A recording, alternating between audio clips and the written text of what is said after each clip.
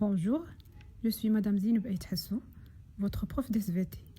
Aujourd'hui, on va traiter le dernier chapitre de la géologie, c'est le chapitre 6, la formation des chaînes de montagne.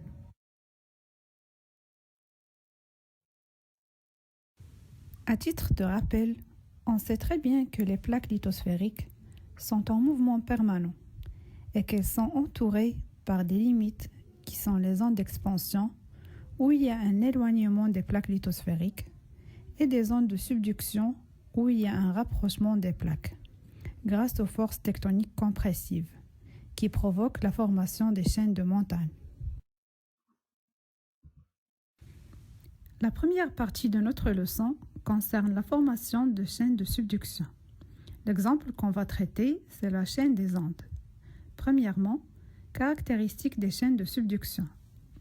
Après l'observation des documents 1, 2 et 3 sur la page 62 du manuel, on peut tirer que la chaîne des Andes est la plus longue chaîne de montagnes du monde. Elle est d'environ 8000 km de longueur. Elle est située aux côtes ouest de l'Amérique du Sud et elle se caractérise par des activités volcaniques andésiques et sismiques accompagnées par des déformations tectoniques très importantes.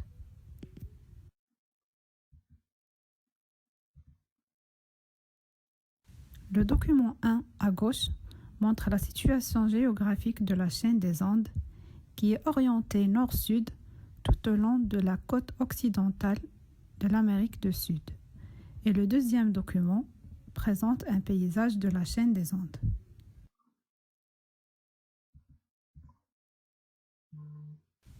Deuxièmement, les étapes de la formation de la chaîne des Andes.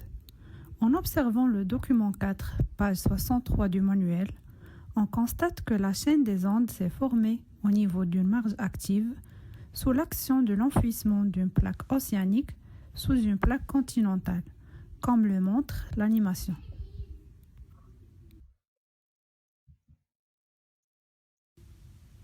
Les courants de convection responsables de la mobilité des plaques lithosphériques rapprochent la plaque océanique Nazca de la plaque continentale sud-américaine, jusqu'à ce que la plaque océanique plus dense glisse sous la plaque continentale moins dense. L'enfouissement de la plaque océanique dans l'asténosphère permet la fusion partielle du manteau de la plaque chevauchante et la formation du magma qui remonte par les fractures pour arriver à la surface en provoquant les volcans andésiques qui forment une chaîne de montagnes.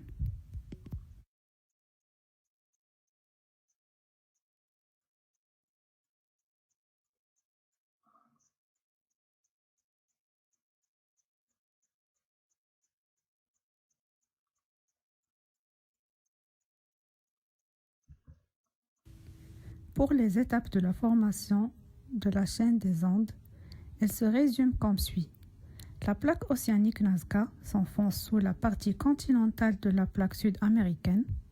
La croûte continentale s'épaissit à cause de la subduction qui atténue l'activité volcanique, ce qui forme progressivement la cordillère des Andes.